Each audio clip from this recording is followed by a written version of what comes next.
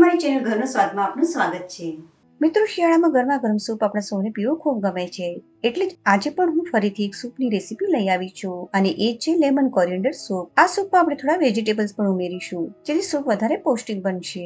તો ચાલો બનાવવાનું શરૂ કરીએ।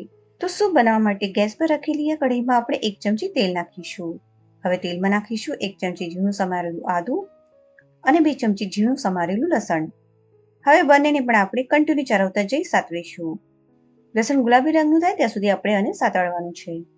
લસણ ગુલાબી રંગનું થઈ ગયું છે તો હવે આમાં આપણે ઉમેરીશું ઝીણું સમારેલું એક લીલું મરચું અને અહીં મેં 1/2 કપ ધોઈને સમારેલા લીલા ધાણા લીધા છે।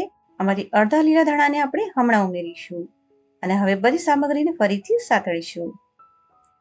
બધી સામગ્રીને સાતળી લીધા બાદ આમાં આપણે 1/2 કપ ઝીણી સમારેલી ડુંગળી ઉમેરીશું અને હવે ડુંગળીને પણ આપણે ગુલાબી રંગની થાય ત્યાં સુધી કન્ટિન્યુ ચાળવતા સાતળવાની છે। ડુંગળીને સારી રીતે સાતળવી ખૂબ જ જરૂરી છે। જો ડુંગળી કાચી રહી જશે તો સૂપમાં કાચા ડુંગળીનો સ્વાદ રહી જશે, એટલે ડુંગળીને સ્લો ફ્લેમ પર આપણે સારી રીતે સાતળી લઈએ। ડુંગળી ગુલાબી રંગની થઈ ગઈ છે તો અહીં મેં અમુક શાકભાજી લીધી છે, આને આપણે વારાફરતી કઢાઈમાં નાખતા જઈશું।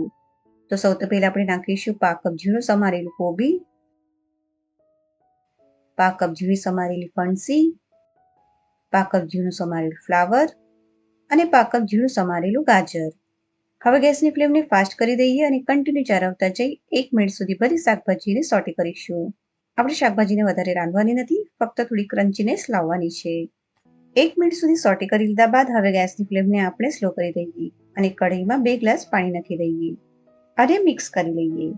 તમે તમારા પસંદની કોઈ પણ શાકભાજી આમાં ઉમેરી શકો છો, જેમ કે બેબી કોર્ન, મશરૂમ કે પછી સ્વીટ કોર્ન। હવે આમાં આપણે ઉમેરીશું સ્વાદ પ્રમાણે મીઠું અને 5 ચમચી કાળા મરીનો પાવડર। હવે એક વાટકીમાં આપણે 2 ચમચી કોર્નફ્લોર લઈ લઈએ અને 1/2 કપ પાણી ઉમેરીને કોર્નફ્લોરની સરી બનાવી લઈએ। હવે તૈયાર કરેલી સ્લરીને આપણે સૂપમાં ઉમેરી દઈએ અને મિક્સ કરી લઈએ અને 5 મિનિટ સુધી સૂપને મીડિયમ ફ્લેમ પર ઉકાળીશું। કોર્નફ્લોરની સ્લરીને લીધે સૂપમાં થોડી થિકનેસ આવી જશે। 5 મિનિટ ઉકળ્યા પછી ગેસની ફ્લેમને સ્લો કરી દઈશું અને હવે આમાં આપણે ઉમેરીશું 1 ચમચી લીંબુનો રસ અને એની સાથે જ આપણે જે લીલા ધાણા બચાવેલા હતા એને પણ નાખી લઈએ અને સૂપને સરસ રીતે મિક્સ કરી લઈએ। જો તમને ખાટું ઓછું ગમતું હોય તો લીંબુના રસની ક્વોન્ટિટી તમે ઓછી રાખી શકો છો। હવે ગેસની સ્લો ફ્લેમ પર સૂપમાં એક ઉભરો આવવા દઈશું। સૂપ ઉકળી ગયું છે તો હવે ગેસને બંધ કરી દઈએ અને સૂપને સર્વ કરી લઈએ। તો મિત્રો, તમે જોઈ શકો છો કે આપણું સૂપ કેટલું સરસ દેખાઈ રહ્યું છે, તેમજ આ સૂપ પીવામાં પણ ખૂબ જ સ્વાદિષ્ટ લાગે છે। તો મિત્રો, તમે પણ આ સૂપને હવે જરૂર ટ્રાય કરજો અને તમને આ રેસીપી કેવી લાગી મને જરૂર જણાવજો। ફરી મળીશું નવી રેસીપી સાથે, ત્યાં સુધી સ્વસ્થ રહો, મસ્ત રહો। મિત્રો, તમને મારી રેસીપી પસંદ આવી હોય તો વિડીયોને લાઈક અને શેર કરજો અને મારી ચેનલને સબસ્ક્રાઇબ કરવાનું ના ભૂલશો।